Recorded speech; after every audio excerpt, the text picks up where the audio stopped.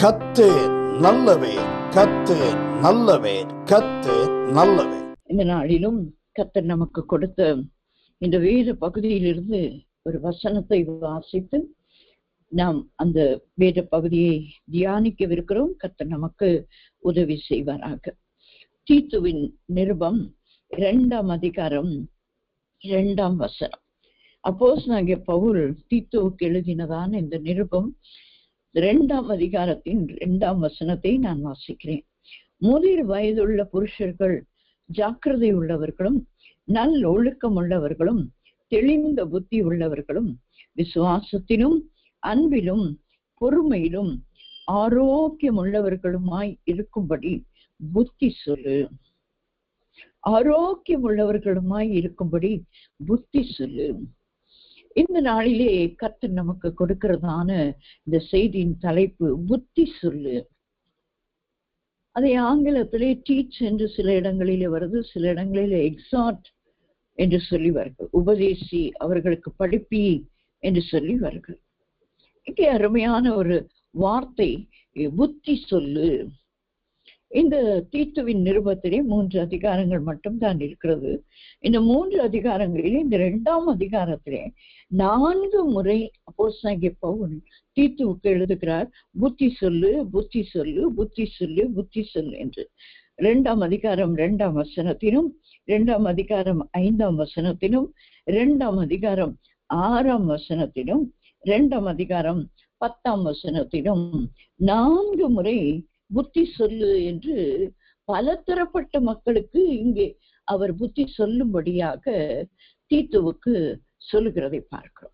தீத்து அப்போஸ்தலனாகிய பவுலோடு கூட உடன் ஊழியராயிருந்து கிரேத்தா என்கிறதான அந்த தீவிலே ஊழியங்களை நிறைவேற்றின ஒரு தேவ மனுஷன், ஒரு அப்போஸ்தலன், கர்த்தருடைய ஊழியக்காரர். அவருக்கு கொடுக்கப்பட்ட அந்த சபைக்கும் அந்த மக்களுக்கும் அவர் என்ன செய்ய வேண்டும் என்று சொன்னால் புத்தி சொல்ல வேண்டும் என்று வலியுறுத்துகிறார் அப்போஸ்தலனாகிய பவுல். 6 முறை வருகிறது என்று சொன்னேன். 1ஆம் அதிகாரம் 9ஆம் வசனத்திலும், 3ஆம் அதிகாரம் 10ஆம் வசனத்திலும் கூட அவர் அந்த புத்தி சொல்லு என்ற வார்த்தையை உபயோகப்படுத்துகிறதை நாம் பார்க்கிறோம். இந்த புத்தி சொல்லுதலை குறித்து நாம் பார்க்கும் பொழுது இக்காலத்தில் மாத்திரமல்ல, எக்காலத்திலும் பிரியமில்லாத ஒரு காரியம். யாராவது எனக்கு ஒரு புத்தி சொல்லுகிறார்கள் என்று சொன்னால் நான் அவ்வளவு எளிதாக அதை ஏற்றுக்கொள்ளுகிற ஒரு பக்குவம் எனக்கு இல்லை. எல்லாருக்குமே அப்படித்தான். எல்லாவற்றையும் நாம் ஏற்றுக்கொள்ள மாட்டோம். சிலவற்றை ஏற்றுக்கொள்வோம். சில நேரங்களிலே இவர்கள் யார் நமக்கு புத்தி சொல்லுகிறதுக்கு என்று நினைப்போம்.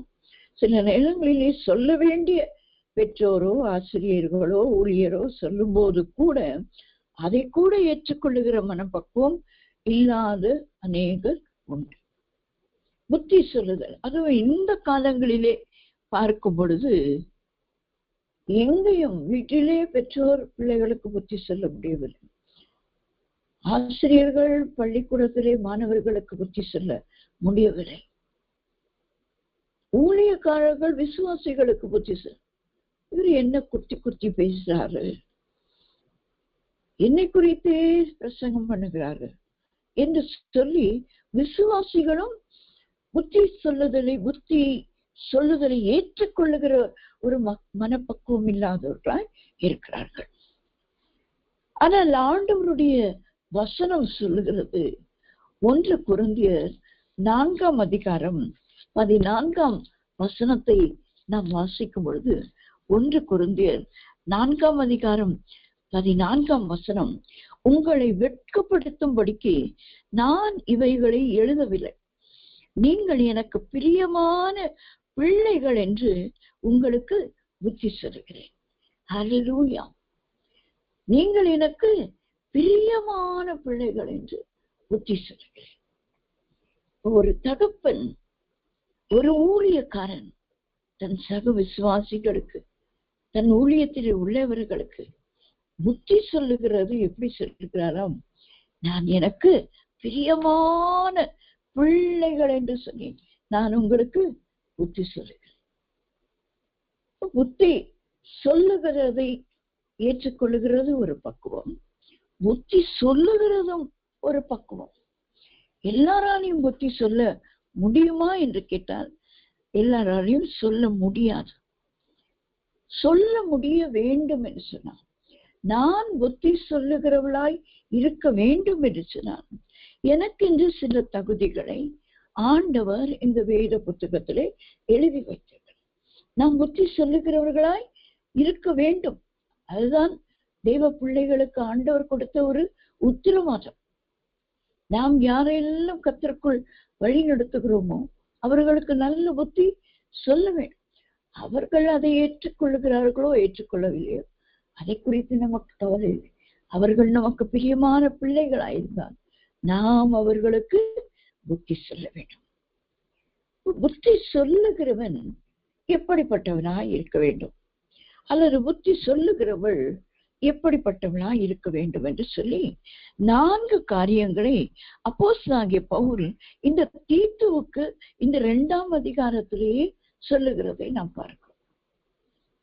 முதிர் வயதுள்ளவர்களுக்கு புத்தி சொல்லு, புருஷர்களுக்கு முதிர் வயதுள்ள புருஷர், முதிர் வயதுள்ள ஸ்திரீகளுக்கு புத்தி சொல்லு.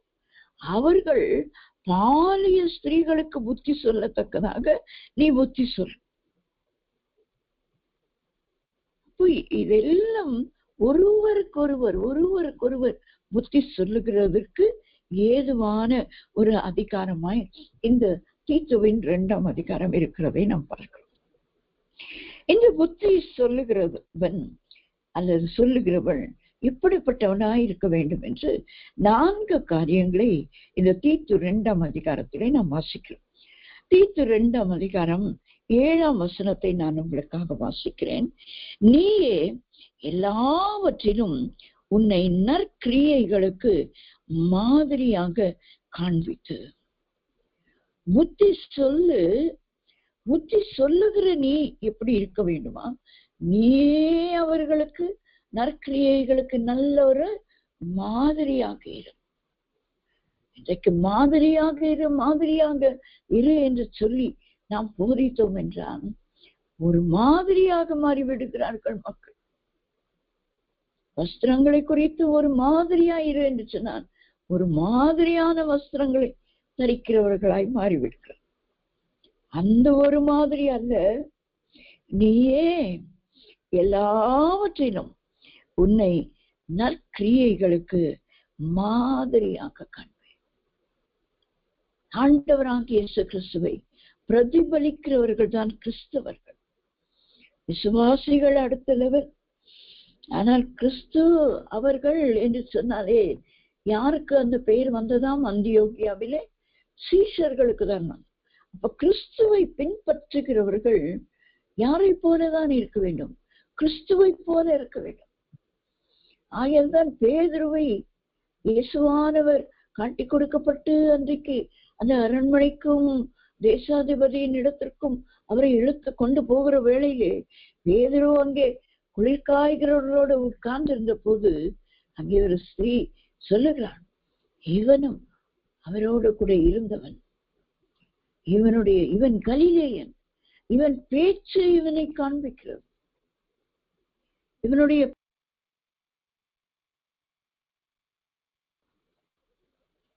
இவன் அவரோடு கூட இருந்ததை காண்பிக்கிறார். இயேசுவானவரோடு 3.5 வருஷம் இருந்த ஒரு மீனவனுடைய பேச்சு எப்படி மாறினது? இயேசுவை போல மாறினது. கிறிஸ்து அவர்கள் என்று சொல்லும் போது நம்மை பார்க்கிறவர்களுக்கு நாம் கிறிஸ்துவை பிரதிபலிக்கிறவர்களாய் நாம் இருக்க வேண்டும் என்று கர்த்தர் விரும்புகிறார். ஆகையால் நாம் ஒவ்வொரு காரியத்திலும் நாமே மாதிரிகளா. நான் புத்தி சொல்லுகிறேன் என்று சொன்னால் நான் ஒரு நல்ல முன் மாதிரியான ஒரு வாழ்க்கை வாழ, நற்கிரியைகளை செய்து ஒரு மாதிரியாக ஒரு முன்மாதிரியாக நான் ஜீவிக்க வேண்டும்.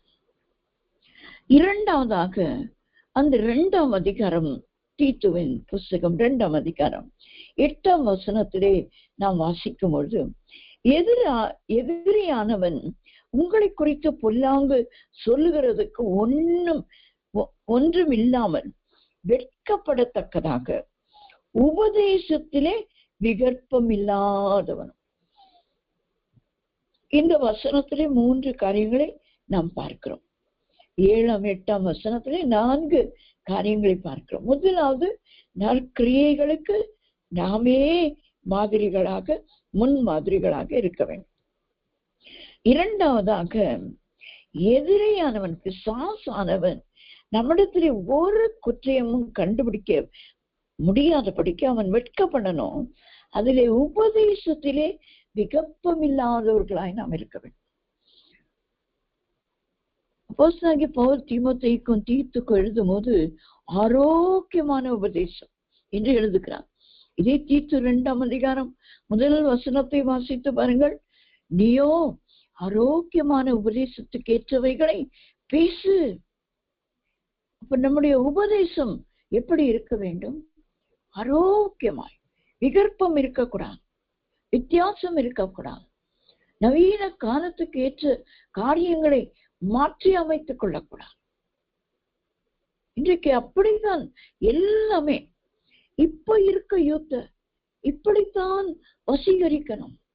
இப்ப இருக்கிற யூத்துக்கு இதை செய்தால்தான் அவர்கள் ஆண்டவரிடத்திலே வருவார்கள் என்று சொல்லி உபதேசங்களை மாற்றி தேவன் சொல்லாதவைகளை எல்லாம் சொன்னார் என்று சொல்லி சொன்னது போல தாவீது ஆடினான், நாங்களும் ஆடுகிறோம். தாவீது பாடினான், நாங்களும் பாடுகிறோம். சரி, அவன் எங்கே பாடினான், எங்கே ஆடினான்? மேடை போட்டு, புகை போட்டு, லைட் போட்டு ஆடவில்லையே. ஆனால் இன்றைக்கு என்ன நடக்கிறது? அதுதான் வாலிபரை கவர்ந்தெழுக்கும் என்று. அது வாலிபரை எதற்கு கவர்ந்தெழுக்கிறது? பாடலுக்கு இழுக்கிறது, பாடுகிறவர்களுக்கு முன்பாக இழுக்கிறது, அங்கே போடுகிற ஆட்டம் பாட்டங்களுக்கு இழுக்கிறது. கிறிஸ்துவண்டை இழுக்கிறதா? இல்லையே. இன்றைக்கும் கிராமப்புறங்களிலே ஊழியம் செய்வதற்கு என்ன உபயோகப்படுத்துகிறார்கள்?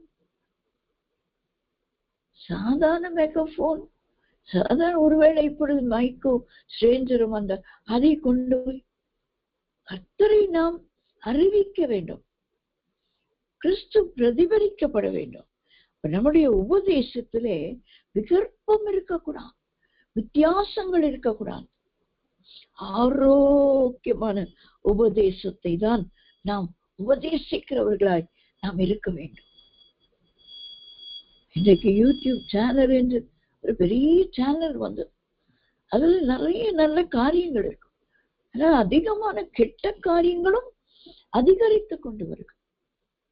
ஊழியக்காரர்களை குறித்து கேவலமாய் பேசுகிறது.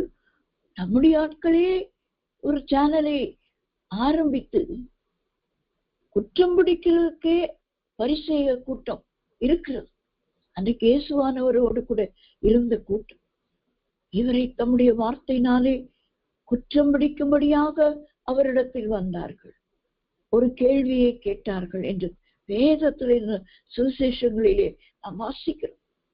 பரிசேயர், சதுசேயர், வேத பாதகர், இவர்கள் எல்லாம் வேதம் அறிந்தவர்கள். ஆனால் அவரை சோதிக்கும்படி அவருடைய உபதேசத்தை, இயேசுவானவரின் ஆரோக்கியமான கிருபையுள்ள உபதேசங்களை மாற்றுவதற்காக அவர்கள் ராயனுக்கு வரி கொடுப்பது நியாயமோ என்று கேட்டு வருவார்கள். இது செய்வது சரியோ, ஓய்வு நாளில் குணப்படுத்துவது சரியோ என்று ஒவ்வொன்றாய் குற்றப்படுத்தி கொண்டு கேட்டுக்கொண்டிருப்பார். அப்படித்தான் இந்த காலங்களிலும் அநேக பரிசேயர் எழுந்திருக்கிறார். ஆகையால் அந்த சேனல் எல்லாம் பார்ப்பதற்கு நாம் போகவே கூடாது. அதையெல்லாம் நாம் பார்த்து நம்முடைய மனதை கெடுத்துக் கொள்ளாதபடி நாம் புத்தி சொல்லுகிறவர்கள். நம்மை ஆண்டவர் ஒரு ஸ்தானத்திலே வைத்திருக்கிறார். ஆகையால் நல்ல ஆரோக்கியமான உபதேசத்தை உபதேசிக்கிறவர்களாக நாம் இருக்க வேண்டும். இரண்டாவது, உபதேசத்திலே விகற்பம் இல்லாதவர்கள் தான் புத்தி சொல்ல முடியும்.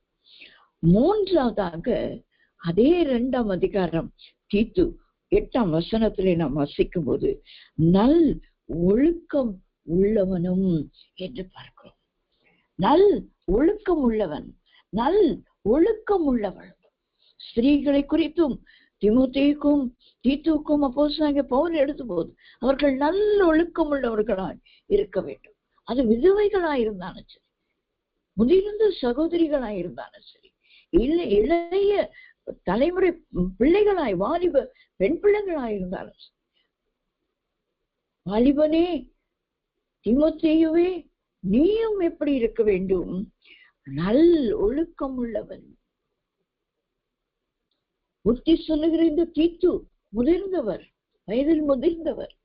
ஆனால் அவருக்கும் அவர் சொல்லுகிறார், புத்தி சொல்லுகிறவன் எப்படி இருக்கணும்? நல் ஒழுக்கம் உள்ளவனாயிருக்க வேண்டும்.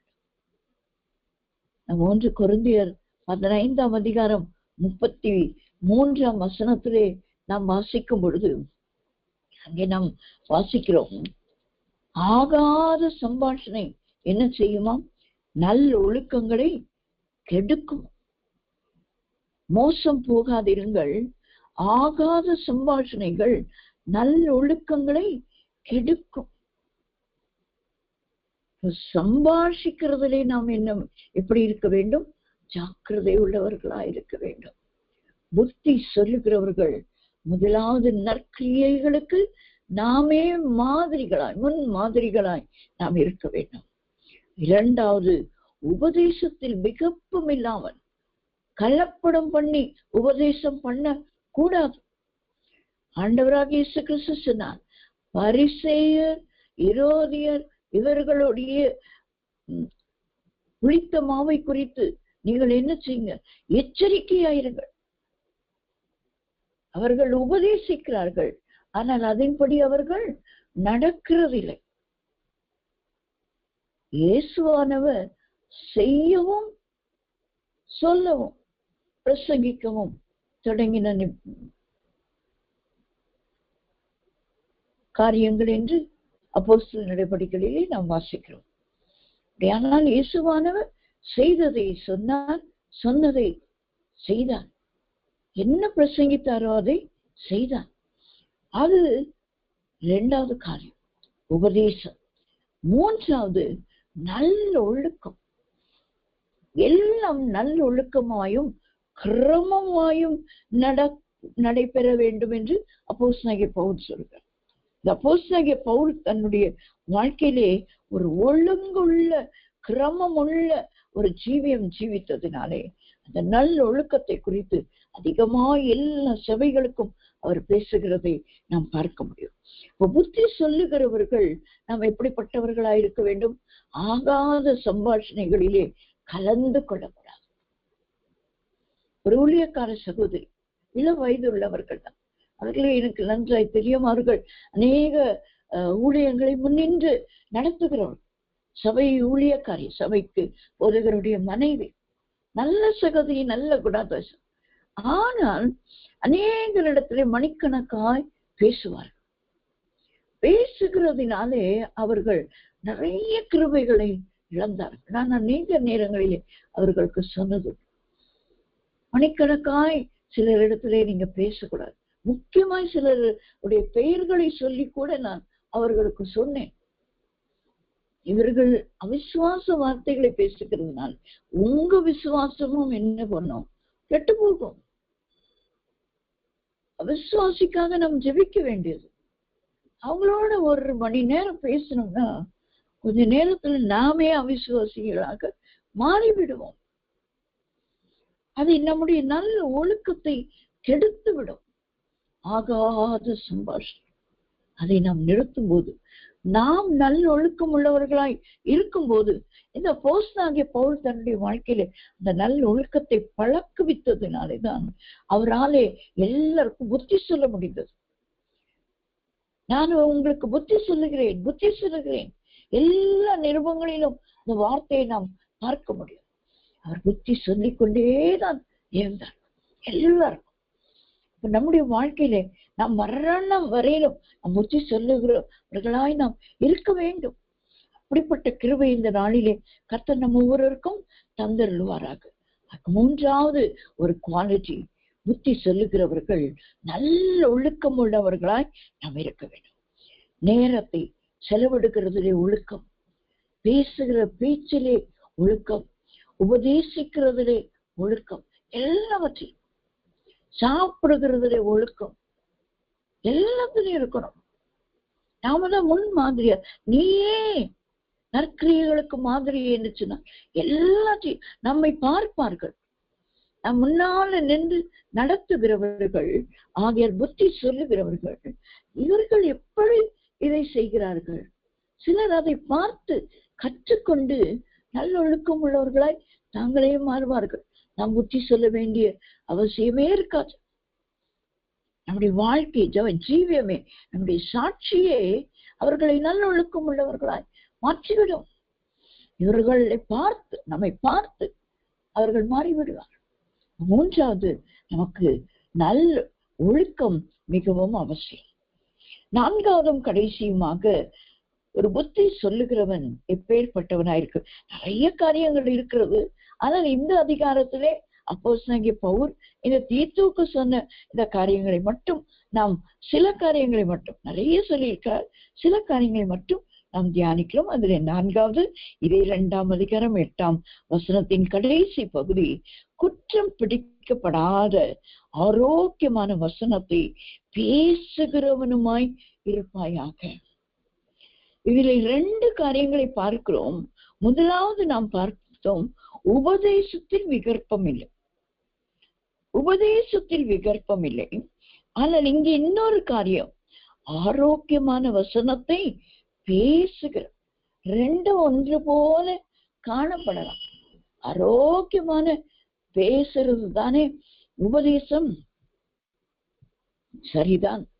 ஆனால் உபதேசம் என்பது ஆண்டவருடைய வார்த்தைகளுக்கு நாம் அந்த துணை இணை வசனங்களை எடுத்துக் கொடுக்கிறோம். ஆனால் தேவையில்லாத வேற உபதேசங்களை கலக்கிறது தான் அந்த உபதேசம் விகற்பம் இல்லாமல் இருக்கிறது. ஆனால் குற்றம் பிடிக்கப்படாத ஆரோக்கியமான வசனத்தை பேசுகிறது என்று சொன்னான்.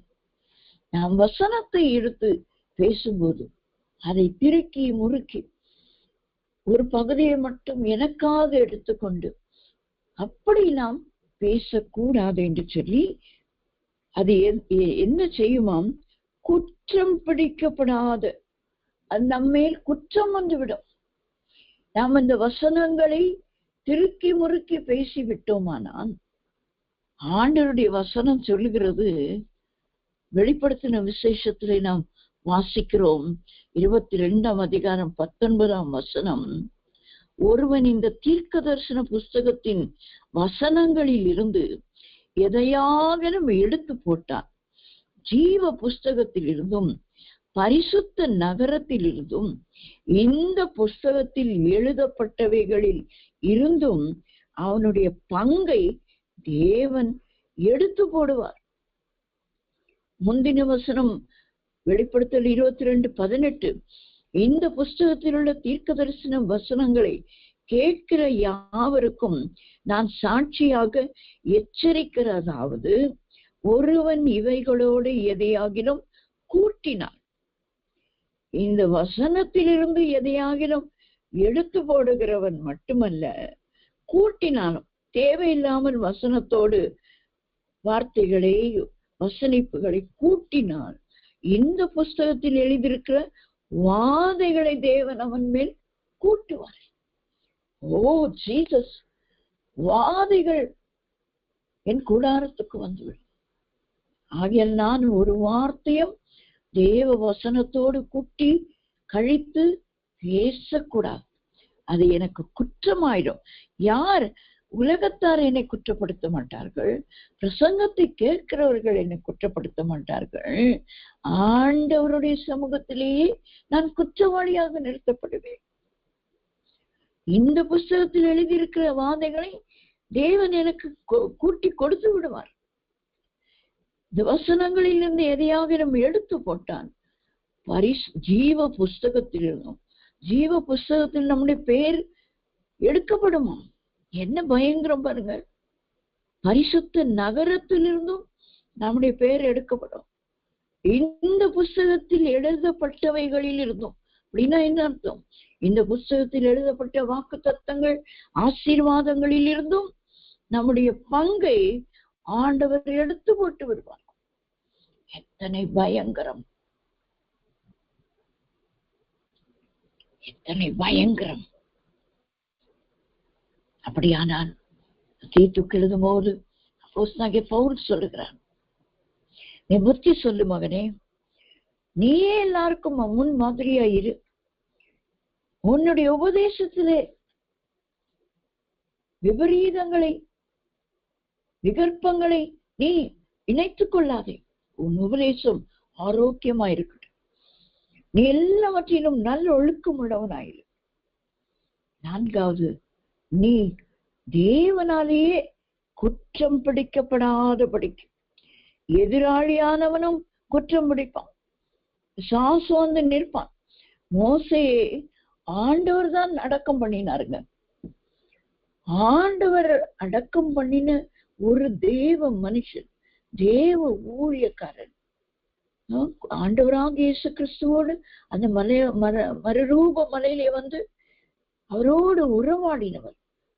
எவ்வளவு கிருபை பெற்ற ஒரு தேவ மனுஷன் அந்த மோசே. அவருடைய சரீரத்தை குறித்து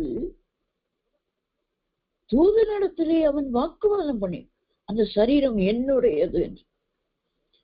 எவ்வளவு தந்திரவாதி பாருங்க அந்த எதிராளியான பிசாசானவன். ஆகையால் அவன் புல்லாங்கு சொல்லுகிறதற்கு ஒன்றுமில்லாமல் அவன் முதலாவது வெட்கப்பட வேண்டும். நம்மை பார்த்து உச்சி சொல்லுகிறவர்களாகிய நம்மை பார்த்து அவன் வெட்கப்பட்டு ஓட வேண்டும். அவனும் நம்மை குற்றம் பிடிக்க கூடாது. ஆண்டவரிடத்திலும் நாம் குற்றவாளிகளாய் போய் நின்று விடக்கூடாது. ஆகையால் ஆரோக்கியமான வசனத்தை பேசுகிறவர்களாய் நாம் இருக்க வேண்டும் என்று சொல்லி புத்தி சொல்லுகிறவர்களுக்கு ஆண்டவர் கொடுக்கிறதான கட்டளைகளாக இவைகள் இருக்கு. புத்தி சொல்லுகிறவர்கள் எப்படி இருக்க வேண்டும் என்று சொல்லி இந்த வேளையிலே நாம் பார்க்க கற்றுக்கிற செய்தோம். அப்படியானால் இந்த புத்தி சொல்லுகிறவர்களுக்கு ஆண்டவர் கொடுக்கிறதான ஒரு ஆசீர்வாதம் என்ன என்று சொல்லி நாம் பார்க்கும்பொழுது, நீதிமொழிகளின் புஸ்தகம் 25ஆம் அதிகாரம் 12ஆம் வசனத்தை நாம் வாசிக்கும் பொழுது, நீதிமொழிகள் 25:12, கேட்கிற செவிக்கு ஞானமாய் கடிந்து கொண்டு புத்தி சொல்லுகிறவன் பொற்கடுக்கனுக்கும் அபரஞ்சி பூஷணத்திற்கும் சரி. கேட்கிற செவிக்கு, எல்லாருக்கும் புத்தி சொல்ல முடியாது என்பதை நாம் இந்த வசனத்தின் மூலமாய் அறிந்து கொள்ளும். யாருக்குதான் புத்தி சொல்ல முடியுங்க? கேட்கிற செவியை உடையவர்கள். எப்படி புத்தி சொல்லுகிறதாம்? ஞானமாய் கடிந்து கொண்டு. இன்றைக்கு இந்த கடிந்து கொண்டு என்ற வார்த்தை டிக்ஷனரியிலிருந்து வெளியேற்றப்பட்டு விட்டது. அது பள்ளிகளானாலும் சரி, குடும்பங்களானாலும் சரி, சமுதாயமானாலும் சரி, எங்கேயானாலும் கடிந்தெல்லாம் கொள்ளக்கூடாது யாரையும். நோ நோ நோ நோ, அது எனக்கு பிடிக்காது, ஐ டோன்ட் லைக் இட் அப்படின்னு சொல்லிடுவாங்க. கடிந்து கொள்ளுதல். ஆனா வேதம் நமக்கு சொல்லுகிறது, கேட்கிற செவிக்கு நாம் ஞானமாய் சும்மா கனாவினான்னு கடிந்து கொள்ளக்கூடாது. வாய்க்கு வந்த வார்த்தைகளை சொல்லி கடிந்து கொள்ளக்கூடாது. ஞானமாய் கடிந்து கொண்டு புத்தி சொல்லுகிறோம். இவர்களை கர்த்தர் எதற்கு ஒப்பிடுகிறார் என்று சொன்னால், பொற்கடுக்கன் என்று சொன்னால் பொன் ஆபரணம், பொன்ல செய்கிறதான நம்ம பாஷையில சொன்ன கம்மல், பொன் கடுக்கன். அதற்கும் அபரஞ்சி பூஷணத்திற்கும். இந்த அபரஞ்சி பூஷணம் என்றால் என்ன என்று சொல்லி நான் பார்க்கும்போது, ஆங்கில வேதாகமத்திலே அது ஃபைன் கோல்டு என்று எழுதப்பட்டிருக்கு. அப்படியானால் அது சுத்த தங்கம். சுத்த தங்கம் என்று சொல்லும்போது நம்முடைய தேசத்திலே நாம் பார்க்கும்போது 24 கேரட் கோல்டு தான் சுத்தமான ஒரு கோல்டு, ஃபைன் கோல்டு என்று சொல்லுவார்கள், சுத்தமான தங்கம்.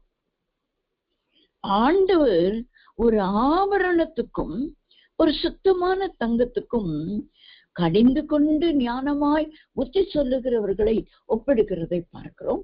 அவர்களை ஆசீர்வதிக்கிறதை நாம் பார்க்கிறோம். ஏனால் இந்த 4 குணாதிசயங்களை வைத்தவர்களாய் நாம் ஞானமாய் செவி கொடுக்கிறவர்கள், எல்லாருக்கும் இல்ல, ரோட்ல போறவங்க எல்லாருக்கும் புத்தி சொல்ல முடியாது. செவி கொடுக்கிறவர்களுக்கு ஞானமாய் கடிந்து கொண்டு புத்தி சொல்லும் போது நம்மை ஆண்டவர் ஆபரண தங்கத்துக்கும் சுத்த தங்கத்துக்கும் ஒப்பாய் கர்த்தர் நம்மை ஆசீர்வதிக்கிறார். இந்த தங்கத்தின் விலை 1,00,000 தாண்டிவிட்டு 1,00,000 வரைக்கும் தான் வரும் என்று நினைத்தால் அதையும் தாண்டி ஓடிக்கொண்டிருக்கிறது. 1,00,000க்கு மேல விலை ஓடிக்கொண்டிருக்கிறது. அதை விட பிரஷஸா, அதை விட விலையேறப்பட்டவர்களா கர்த்தர் புத்தி சொல்லுகிறவர்களை ஆசீர்வதிக்கிறார். சுத்த தங்கம், அதிலே கலப்படம் இல்லைங்க. இந்த ஆபரண தங்கத்திலே வெள்ளி, செம்பு இதெல்லாம் கொஞ்சம் கலந்துதான் அதை ஆபரணமாக செய்ய முடியும். ஏதோ மற்ற உலோகங்களை அதிலே கலக்க வேண்டும். அப்பதான் அந்த 22 கேரட்ல தான் அந்த கடுக்கன் செய்ய முடியும், அந்த கம்மல் செய்ய முடியும், ஒரு செயின், ஒரு நெக்லஸ் இதெல்லாம் செய்ய முடியும். அப்போ ஆண்டவர் அந்த 22 கேரட் கோல்டாவும் ஆண்டவர் நம்மை ஆசீர்வதிக்கிறார். அதை விட சுத்த தங்கமா 24 கேரட் கோல்டா கர்த்தர் நம்மை ஆசீர்வதிக்கிறார். இந்த ஊழியம், இந்த புத்தி சொல்லுகிற ஊழியம் எவ்வளவு முக்கியமானது என்பதை நாம் மறந்து விடக்கூடாது. 2வதாக புத்தி சொல்லுகிறவர்களை குறித்து முதல் பார்த்தோம். இப்பொழுது புத்தி சொல்லுதலை ஏற்றுக்கொள்ளுகிறவர். நாம் புத்தி சொல்லுகிறவர்களாக இருக்கிறோம். ஆனால் சில நேரங்களிலே நாமும் மற்றவர்கள் சொல்லுகிற புத்தி சொல்லுதலை ஏற்றுக்கொள்ளுக வேண்டும். அப்ப புத்தி சொல்லுதலை ஏற்றுக்கொள்ளுகிறவர்களாயும் ஒரே மனுஷன் 2 இடத்துலயும் இருக்க முடியும். நாம் எப்பொழுதுமே எல்லாருக்கும் புத்தி சொல்லுகிறவர்களாய் அல்ல. ஒரு சில நேரங்களிலே நாமும் புத்தியை, மற்றவர்கள் சொல்லுகிற நற்புத்தி, அது தீய காரியங்களுக்கு நாம் செவி சாய்க்க கூடாது. ஆனால் நற்புத்திக்கு நாம் செவி சாய்க்க வேண்டும். அதை கேட்டுக்கொள்ளுகிறவர்களுக்கு, புத்திமதிகளை கேட்டுக்கொள்ளுகிறவர்களுக்கு ஆண்டவர் கொடுக்கிற ஒரு 5 ஆசீர்வாதங்களை வேதத்திலிருந்து, வேத வசனங்களை கொண்டு நாம் தியானித்து நாம் முடிக்கவிருக்கிறோம். முதலாவதாக யோபுவின் புஸ்தகம் 4ஆம் அதிகாரம் 3ஆம் வசனத்தை நாம் வாசிக்கும் பொழுது, யோபு 4:3, இதோ நீர் அநேகருக்கு புத்தி சொல்லி இளைத்த கைகளை திடப்படுத்தினீர். ஹல்லேலூயா. இதோ நீர் அநேகருக்கு புத்தி சொல்லி இளைத்த கைகளை திடப்படுத்தினீர். நாம் புத்தி சொல்லுகிறவர்களாய் எப்படிப்பட்டவர்களாய் இருக்க வேண்டும் என்று பார்த்தோம். இப்ப புத்தி சொல்லுதலை ஏற்றுக்கொள்ளுகிறவர்களுக்கு முதலாவது கிடைக்கிற ஆசீர்வாதம், திடனற்று கிடக்கிற நம்முடைய கைகள், நம்முடைய இருதயம் திடப்படும். புத்தி சொல்லுதலை ஒரு மனுஷன் ஏற்றுக்கொள்ளுவான், ஒரு மனுஷி ஏற்றுக்கொள்ளுவாள் என்று சொன்னான், அவர்களுடைய கைகள் திடப்பட்டிருக்கும். அவர்களுடைய கைகள் திடப்பட்டிருக்கும். நீதிமொழிகளின் புஸ்தகம் 31ஆம் அதிகாரத்திலே நாம் அந்த குணசாலியான ஸ்திரீயை குறித்து நாம் வாசிக்கிறோம். அவருடைய கைகளை குறித்து அந்த 19ஆம் வசனம் சொல்கிறது. நீதிமொழிகள் 31:19, தன் கைகளை ராட்டினத்தில் வைக்கிறாள், அவள் விரல்கள் கதிரை பிடிக்கும். சிறுமையானவர்களுக்கு தன் கையை திறந்து ஏழைகளுக்கு தன் கரங்களை நீட்டுகிறாள். ஹல்லேலூயா. தன் கைகளை ராட்டினத்தில் வைக்கிறாள், அவள் விரல்கள் கதிர்களை பிடிக்கும். ராட்டினத்தில் வைக்கிறது என்னங்க? தண்ணீர் இறைக்கிறதற்கு. விரல்கள் கதிரை பிடிக்கும், அறுவடையை குறிக்கிறது. இப்ப நம்முடைய கைகள் இன்றைக்கு பலனற்று இருக்கிறது. கர்த்தர் நமக்கு கொடுக்கிற ஒரு அறுவடையின் நாட்களை அறுவடை செய்வதற்கு கைகளிலே பலனற்று இருக்கிறோமா? புத்தி சொல்லுதலை ஏற்றுக்கொள்ளுங்கள். அப்பொழுது உங்கள் கரங்கள் அநேகருக்கு தண்ணீர் வார்க்கிறதாய் மாறும். ராட்டினத்தில் கையை வைத்து அவள் தண்ணீர் இறைத்து எல்லாருக்கும் கொடுக்கிறவளாய், தன் விரல்களை கதரை பிடிக்கிறவளாய், அறுவடை செய்கிறவளாய், சிறுமையானவர்களுக்கு தன் கையை திறந்து ஏழைகளுக்கு தன் கரங்களை நீட்டுகிறவள். எவ்வளவு இந்த கைகள் பலப்பட்டிருக்க வேண்டும் பாருங்களேன். திடனற்று இருக்கிறதா உங்கள் கைகள்? உதவி செய்ய திடனற்று இருக்கிறதா? புத்தி சொல்லுதலை ஏற்றுக்கொள்ளுங்கள். புத்தி சொல்லுதல் நமக்கு தகப்பனை போல நல்ல ஊழியக்காரரை கத்தர் கொடுத்திருக்க. அநேக வார்த்தைகளினால், பிரசங்கங்களினால், உபதேசங்களினாலே புத்தி சொல்லுகிறார்கள். அவைகளை நாம் சும்மா வந்து உட்கார்ந்து கேட்டுக்கொண்டு போகிறவர்கள் அல்ல.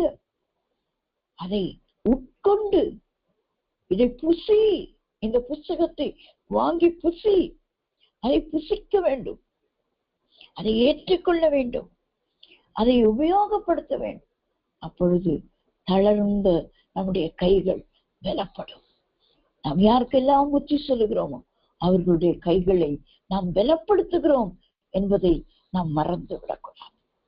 இரண்டாவதாக அப்போஸ்தலர் நடபடிகளின் புஸ்தகம் 13ஆம் அதிகாரம் 14ஆம் வசனத்தை நாம் வாசிக்கும் பொழுது, அப்போஸ்தலர் நடபடிகளின் புஸ்தகம் 13ஆம் அதிகாரம் 14ஆம் வசனம்.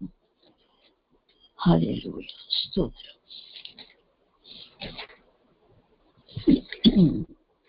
13ஆம் அதிகாரம் 14ஆம் வசனம் இவ்வாறாக சொல்கிறது. அவர்கள் பெருக்கிய பட்டணத்தை விட்டு புறப்பட்டு பிரீதியா நாட்டில் உள்ள, மன்னிக்க வேண்டும், தவறாக எழுதியிருக்கிறேன், 13:14 என்று எழுதியிருக்கிறேன், மன்னிக்க வேண்டும். அடுத்த குறிப்புகளாக நான் சொல்லுகிறேன். அது தேவ கிருபையில் அவர்கள் நிலைக்க அந்த காரியமானது உதவுகிறதை நாம் பார்க்கிறோம். தேவ கிருபையில் நிலைத்திருக்கும்படியாக அவர்களுக்கு உபதேசம் பண்ணினார்கள். புத்தி சொல்லு என்று சொல்லி எழுதப்பட்டிருக்கிறதை நாம் பார்க்கிறோம்.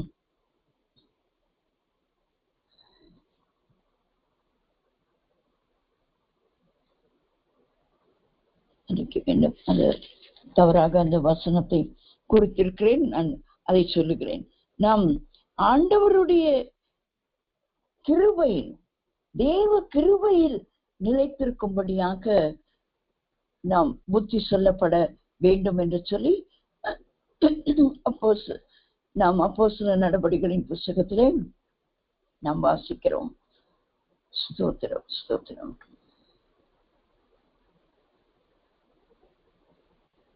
மன்னிக்க வேண்டும், 13:43 வசனம்.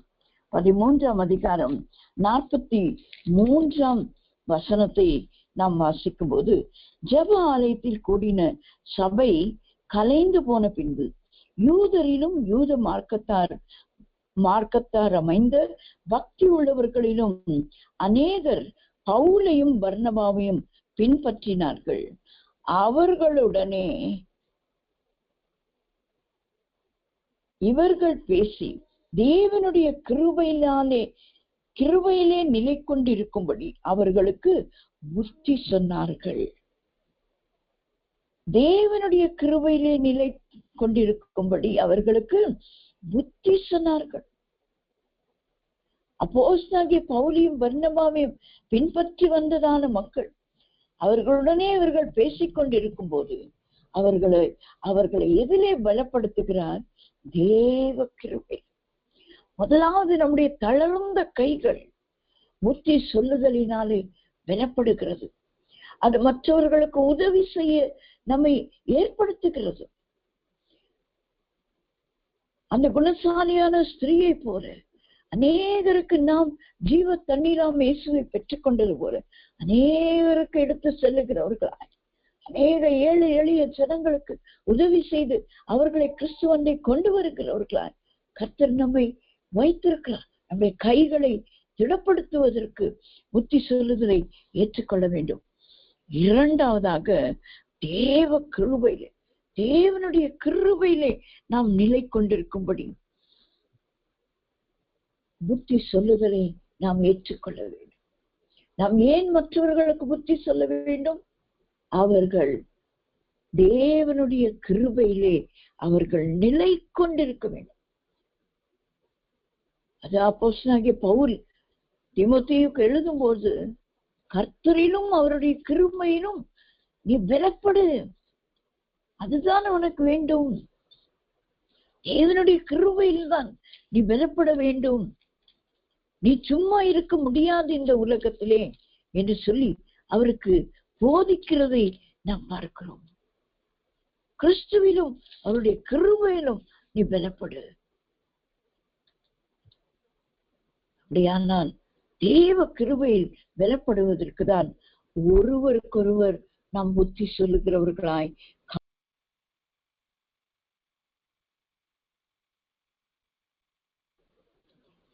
மூன்றாவதாக நாம் பார்க்கும் பொழுது அப்போஸ்தலர் நடபடிகளின் புஸ்தகம் 14ஆம் அதிகாரம் 22ஆம் வசனத்தை நாம் வாசிக்கும் பொழுது, மூன்றாவதாக புத்தி சொல்லுதலினாலே, புத்தி சொல்லுதலை ஏற்றுக்கொள்ளுகிறவன் பெற்றுக்கொள்ளுகிற ஒரு ஆசீர்வாதம். மூன்றாவது காரியம் 14ஆம் அதிகாரம் அப்போஸ்தலர் 14:22ஆம் வசனத்தை நாம் வாசிக்கும் பொழுது, சீஷருடைய மனதை திடப்படுத்தி விசுவாசத்திலே நிலைத்திருக்கும்படி அவர்களுக்கு புத்தி சொல்லி நாம் அநேக உபத்திரவங்களின் வழியாய் தேவனுடைய ராஜ்யத்திலே பிரவேசிக்க வேண்டும் என்று சொன்னார்கள். சீஷருடைய மனதை திடப்படுத்தி விசுவாசத்திலே நிலைத்திருக்கும்படி அவர்களுக்கு புத்தி சொல்லி நாம் அநேக உபத்திரவங்களின் வழியாய் தேவனுடைய ராஜ்யத்தில் பிரவேசிக்க வேண்டும் என்று சொல்லி கொடுத்தார்கள். நமக்கு அநேக உபத்திரவங்கள் இந்த பூமியிலே வரும்போது நாம் என்ன புத்தி சொல்லுகிறோம் மற்றவர்களுக்கு? நீங்க பாவம் செய்ததுனாலதான் உங்களுக்கு இந்த கேடு வந்தது, இந்த வியாதி வந்தது அப்படின்னு நாம் புத்தி சொல்ல கூடாது. எல்லா வியாதிகளும் பாவத்தினால் வருகிறது அல்ல. ஆண்டவராகிய இயேசு கிறிஸ்து ஒவ்வொருவரை ஒவ்வொரு விதமாக சுகப்படுத்தினதை நாம் பார்க்கிறோம். சிலருக்கு உன் பாவங்கள் உனக்கு மன்னிக்கப்பட்டது என்று சொல்லுகிறார். சிலரை ஆண்டவர் சொல்லுகிறார், இவன் செய்த குற்றமா? அந்த குருடனை ஆண்டவர் சுகப்படுத்தும் போது யோவான் 9ஆம் அதிகாரத்துல, இது இவன் செய்த குற்றமா? இவன் பிறவி குருடனாய் பிறந்தது இவன் செய்த குற்றமா? இவன் பெற்றோர் செய்த குற்றமா? யார் செய்த குற்றம் என்று கேட்கிறார்கள். யாராலே இவன் இப்படி இருக்கிறான்? ஆண்டவர் சொல்லுகிறார், தேவனுடைய நாமம் மகிமைப்படும். லாசரு மரித்தது எதற்காக? அவன் வியாதிப்பட்டான், மரித்தான். எல்லாரும் போலதானே? இல்லை இல்லை, தேவ நாமம் மகிமைப்படும்படியாக அவனுடைய மரணத்திலே ஒரு உயிர்த்தெழுதலை ஆண்டவர் மறைத்து வைத்திருந்தார். ஆகியால் தான் அவன் லாசரு வியாதியா இருந்த நேரத்திலே அவனிடத்திலே போகவில்லை. அதற்கு பதிலாக அவன் மரித்து பின்பு 4 நாள் ஆயின பின்பு அவன் சகோதரி சொல்லுகிறான், அந்த கல்லறையை திறந்தாள். நாருமே ஆண்டவரே, 4 நாள் ஆயிடுச்சு, நாற்றம் எடுக்குமே அந்த சரீரம். ஆனால் ஆண்டவர் சொல்லுகிறார், இல்ல, நாற்றம் எடுக்காது, லாசருவே வெளியே வா என்றார். அவன் கட்டுகளோடு வெளியிலே வந்தான். அப்படியானால் ஆண்டவர் செய்கிற மகிமையான காரியங்களை பெற்றுக்கொள்வதற்கு நாம் புத்தி சொல்லுகிறவர்கள் எதை வைத்து நாம் அவர்களுக்கு புத்தி சொல்ல வேண்டுமாம். அவர்கள் விசுவாசத்தில் நிலை கொண்டிருக்கிறவர்களாக இருக்க வேண்டும். அவர்களை விசுவாசத்தில் நிலைத்திருக்க பண்ணுவது. அவர்கள் விசுவாசத்தை குறைத்து விடுகிறதுக்கல்ல. நீ விசுவாசித்தால் தேவனுடைய மகிமையை காண்பாய் என்று பார்த்தால் என்னிடத்திலே சொன்னார். ஆமாண்டவரே, நான் விசுவாசிக்கிறேன், என் சகோதரன் கடைசி நாளிலே உயிர் தெழுவான். அந்த விசுவாசம் அவளுக்கு இருந்தது. ஆனால் அன்றைக்கு அவர் உயிர் தெழ செய்வாரா என்ற விசுவாசம் அந்த நேரத்திலே அவளுக்கு இல்லை. அதன் பின்பு அவள் அதிக ஒரு பெரிய விசுவாசியாய் நிச்சயமாய் மாறியிருப்பாள். ஆயாதான் இந்த அப்போஸ்தலர்களுடைய வேலையே என்ன? சீஷர்களுடைய மனதை திடப்படுத்தி விசுவாசத்தில் நிலைத்திருக்கும்படியாக அவர்களுக்கு புத்தி சொன்னார்கள். நமக்கு அநேக உபத்திரவங்கள் வரும், ஆனால் அந்த உபத்திரவங்களின் வழியாக தான் தேவனுடைய ராஜ்யத்திலே நாம் பிரவேசிக்க வேண்டும் என்று சொல்லி, உங்களுக்கு இந்த பூமியில உபத்திரவம் இல்லை என்று ஆண்டவர் சொல்லவில்லையே, உண்டு. ஆனாலும் இயேசுவான உலகத்தை ஜெயித்தது போல நமக்கும் ஜெயம் உண்டு என்று சொல்லி அவர்கள் விசுவாசத்தை தூண்டி எழுப்புகிற ஒரு புத்தி சொல்லுதலை அவர்கள் கொடுத்தார்கள்.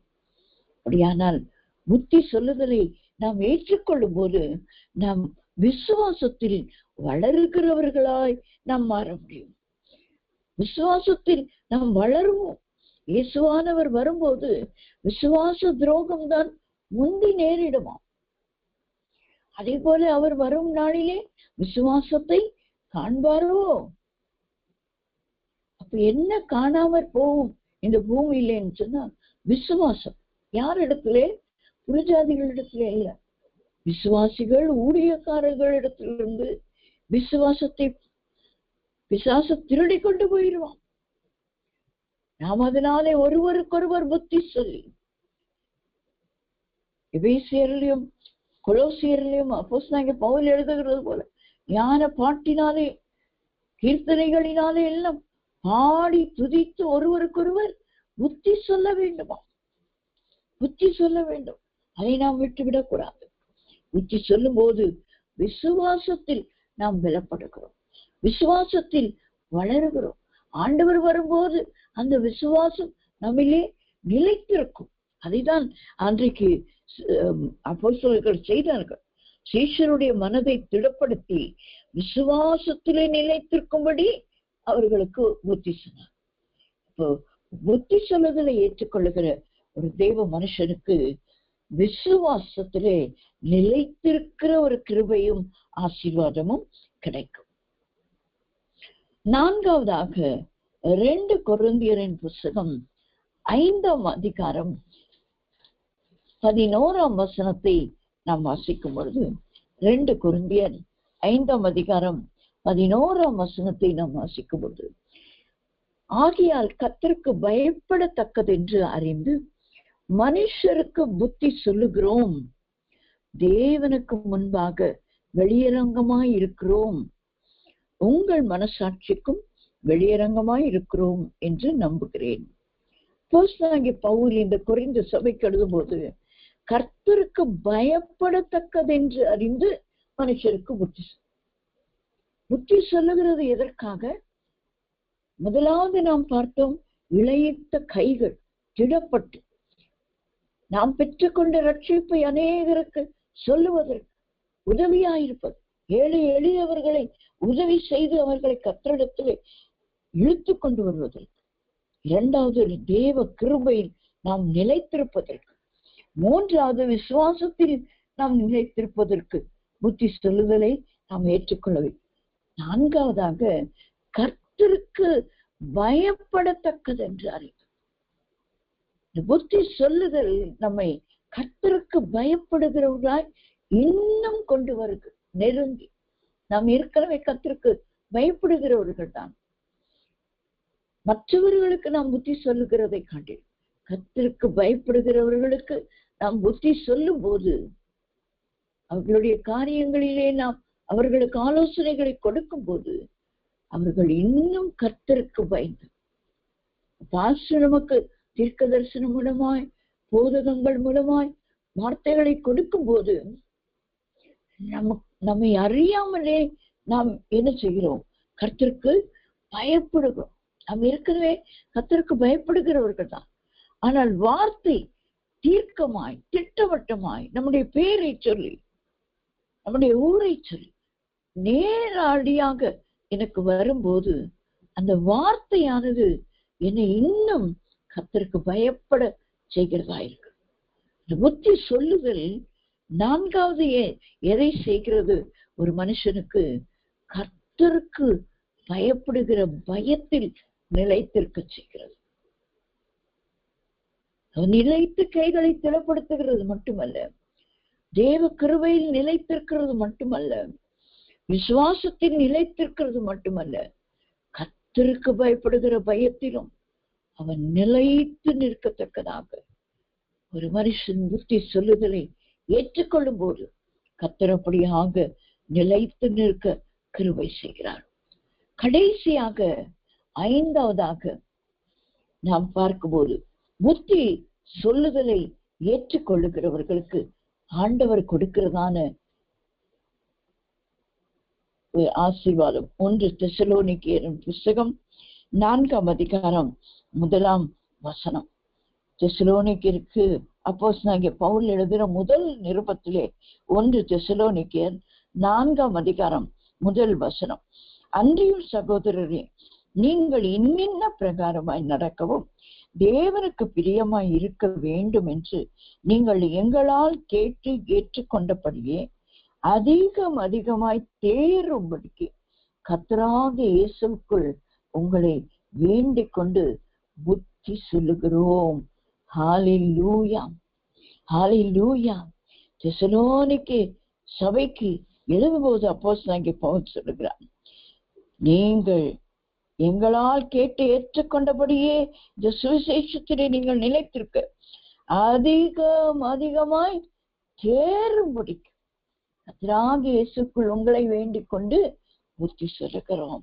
புத்தி சொல்லுதல் ஒரு மனுஷனை கைகளை திடப்படுத்துகிறது மட்டுமல்ல, கிருபையில் நிலைத்திருக்க செய்கிறது மட்டுமல்ல, விசுவாசத்தில் நிலைத்திருக்க செய்கிறது மட்டுமல்ல, கர்த்தருக்கு பயப்படுதலிலே நிலைத்திருக்க செய்கிறது மட்டுமல்ல, ஒரு தேவ பிள்ளையை புத்தி சொல்லுதலை அவன் ஏற்றுக்கொள்ளுகிறதுனாலே தேறினவர்களாக மாற்றுகிறது. ஹல்லேலூயா. நாம் யாவரும் தேறினவர்களாக மாற வேண்டும். கொலோசை சபைக்கும் அவர் எழுதும்போது கொலோசியர் நிருபம் 1ஆம் அதிகாரம் 28ஆம் வசனத்தை நாம் வாசிக்கும் பொழுது, எந்த மனுஷனையும் கிறிஸ்து இயேசுவுக்குள்ளாக தேறினவனாக நிறுத்தும்படிக்கு அவரையே நாங்கள் அறிவித்து எந்த மனுஷனுக்கும் புத்தி சொல்லி எந்த மனுஷனுக்கும் எல்லா ஞானத்தோடும் உபதேசம் பண்ணுகிறோம். எதற்கு புத்தி சொல்லுகிறான்? எந்த மனுஷனையும் கிறிஸ்து இயேசுவுக்குள்ளாக தேறினவனாக நிறுத்தும்படியா. கர்த்தருடைய பிள்ளைகள் நம் புத்தி சொல்லுதலை தேவாவியானவர் வசனங்களை கொண்டு, தேவ ஊழியர்களை கொண்டு, தேவ பிள்ளைகளை கொண்டு நமக்கு புத்தி சொல்லும்போது, அதை நாம் ஏற்றுக்கொள்ளும் போது நாம் தேறினவர்களாக மாறுகிறோம். எத்தனை பெரிய பாக்கியம்! நாம் தேறினவர்களாக மாறுகிறோம். நாம் தேறினவர்களாக மாறுகிறோம். எதிலே தேறினவர்கள்? கர்த்தருடைய வசனத்திலே தேறினவர்கள், அவருடைய உபதேசத்திலே தேறினவர்கள், அவருக்காய் வாழுகிறதிலே தேறினவர்கள், உபத்திரவங்களின் வழியே தேவ ராஜ்யத்தை நாம் சுதந்திரித்துக் கொள்வோம் என்பதிலே தேறினவர்கள். பாடுபட்டால் தான் நாம் கிரீடத்தை பெற்றுக்கொள்ள முடியும்.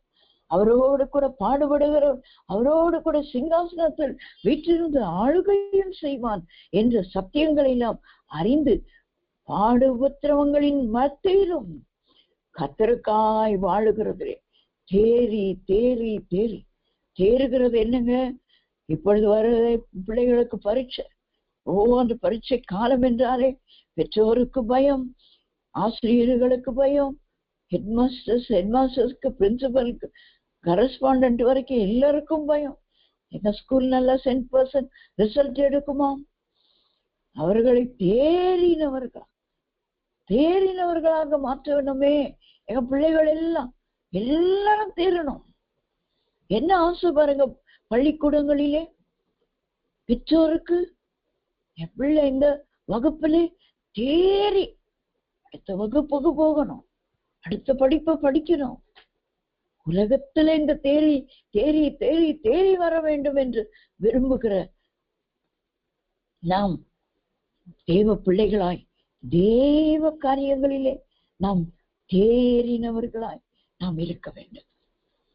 தேறினவர்களாய் நாம் மாறுவோம் எப்பொழுது நாம் புத்தி சொல்லுதலை நாம் ஏற்றுக்கொள்ளும் போது. கடைசியாய் ஒரு வசனத்தை வாசித்து நான் முடிக்க விரும்புகிறேன்.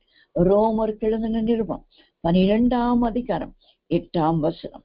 புத்தி சொல்லுகிறவன் புத்தி சொல்லுகிறதிலும் தரித்திருக்க கடவன். புத்தி சொல்லுகிறவன் புத்தி சொல்லுகிறதிலும் தரித்திருக்க கடவன். ஆண்டவர் நமக்கு இன்றைக்கு இந்த புத்தி சொல்லுகிற ஒரு ஊழியத்தை இந்த நாளிலே நம்முடைய கரங்களிலே கொடுத்திருக்கிறார். புத்தி சொல்லுகிறவன் எப்படிப்பட்டவராய் இருக்க வேண்டும் என்று சொல்லி நாம் பார்த்தோம்.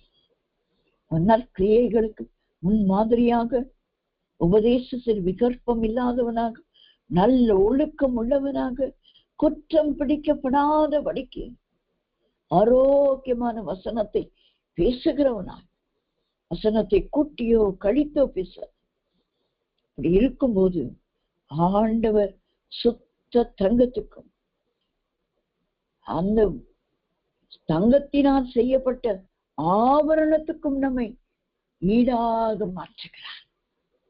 ஆகையால் புத்தி சொல்லுகிறவன் இப்படிப்பட்டவனாயிருந்தான் கர்த்தர் அவனை பொன்னாக பார்க்கிறார், சுத்த பொன்னாக பார்க்கிறார். ஆகையால் புத்தி சொல்லுகிறவர்கள் அப்படி இருக்கும்போது புத்தி சொல்லுதலையும் நாம் ஏற்றுக்கொள்ளுகிறவர்களாக இருக்க வேண்டும். சொல்லுகிறது புத்தி சொல்லுதலிலே நாம் நிலைத்திருக்க, புத்தி சொல்லுகிறவன் புத்தி சொல்லுகிறதில் தரித்திருக்க கடவன். ஏனென்றால் நம் புத்தி சொல்லுதலை ஏற்றுக்கொள்ளும் போது நம்முடைய இழைத்த கைகள் திடப்படும். தேவ கிருபையிலே நாம் நிலைத்திருப்போம், விசுவாசத்தில் நிலைத்திருப்போம், கர்த்தருக்கு பயப்படுதலிலே நாம் நிலைத்திருப்போம். நம்மை தேறினவர்களாக நிலைத்திருக்க கர்த்தர் செய்வார். ஒருவருக்கொருவர் நாம் புத்தி சொல்லி ஒருவருக்கொருவர்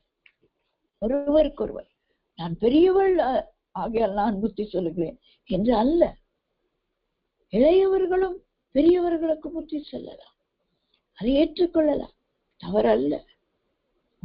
அதுக்குதான் அப்போஸ்தலன் சொல்லுகிறார், ஒருவருக்கொருவர் புத்தி சொல்லுங்கள், ஒருவரை ஒருவர் தேற்றுங்கள். புத்தி சொல்லுகிறவன் புத்தி சொல்லுகிறதிலே நிலைத்திருக்க தரித்திருக்க நம்மை தேறினவர்களாக நிறுத்தும்படியாக தான் இந்த புத்தி சொல்லுதல் நமக்கு இருக்கலாம். கர்த்தர் இந்த ராத்திரி வேளையில வந்திருக்கிற நம்ம ஒவ்வொருவரையும் புத்தி சொல்லுகிறவர்களாகவும் புத்தி சொல்லுதலை கேட்டுக்கொள்ளுகிறவர்களாய் மாற்றும்படியா மெல்லன கர்த்தர் நன்றியோடு ஸ்தோத்திரிக்கிறோம். உமக்கு ஸ்தோத்திரம் ஸ்தோத்திரம் ஸ்தோத்திரம் ஸ்தோத்திரம் ஸ்தோத்திரம் ஆண்டவரே. நன்றி பிதாவே, நாளிலே புத்தி சொல்லுதலை குறித்து நீர் எங்களுக்கு தெளிவாய் பேசியிருக்கிறேன். அதை நாங்கள் பற்றி கொண்டு புத்தி சொல்லுகிறவன் புத்தி சொல்லுகிறதிலே தரித்திருக்க கடவன் என்று சொன்னீர்கள். அப்படியாக நாங்கள் அநேகரை தேறினவர்களாக நிறுத்த முடியும். நாங்களும் புத்தி சொல்லுதலை ஏற்றுக்கொண்டு தேறினவர்களாக நாங்கள் நிற்க வேண்டுமே. எங்களுக்கு கிருபை செய்கிறதுக்கா உமக்கு ஸ்தோத்திரம் ஸ்தோத்திரம் ஸ்தோத்திரம். ஆமேன் ஆமேன். நாம் ஜெபிப்போம். அன்பின் இயேசுவே, இந்த நல்ல ராத்திரி வேளைக்காய் உமக்கு நன்றி செலுத்துவோம். இந்த நாளிலும் அப்போஸ்தலனாகிய பவுல் தீத்துவுக்கு புத்தி சொல்லு என்று சொல்லிக் கொடுத்தார். அதுபோல இந்த நாளிலே ஆவியானவர் நாங்களும் புத்தி சொல்லுகிறவர்களாகும், அதற்குரிய அந்த 4 குணாதிசயங்களை பெற்றவர்களாகும். அது நிமித்தம் புத்தி சொல்லும் போது புத்தி சொல்லுதலை கேட்டுக்கொள்ளுகிறவர்களுக்கு நீர் கொடுக்கிற அந்த 5 ஆசீர்வாதங்களை நாங்களும் புத்தி சொல்லுதலை ஏற்றுக்கொள்ளும் போது எங்களுக்கு நீர் தருகிறீர். ஒவ்வொருவரையும் உடைய கிருபையிலே விசுவாசத்திலே தேறினவர்களாக எங்களை நிறுத்தும் ஆண்டவரை, நிலை நிறுத்தும். நாங்கள் புத்தி சொல்லுகிறவர்கள், புத்தி சொல்லுகிறதிலே தரித்திருக்க கிருபை தருகிறார். தாழ்த்தி உடைய கரத்திலே ஒப்புக் கொடுக்கிறோம். வந்த எல்லா தெய்வ பிள்ளைகளையும் ஆசீர்வதிக்கிறார். துதி ஸ்தோத்திரங்களை மக்கே எடுக்கிறோம். மீட்பர் இயேசுவின் நாமத்தில் ஜெபிக்கிறோம் எங்கள் நல்ல பிதாவே. ஆமென், ஆமென்.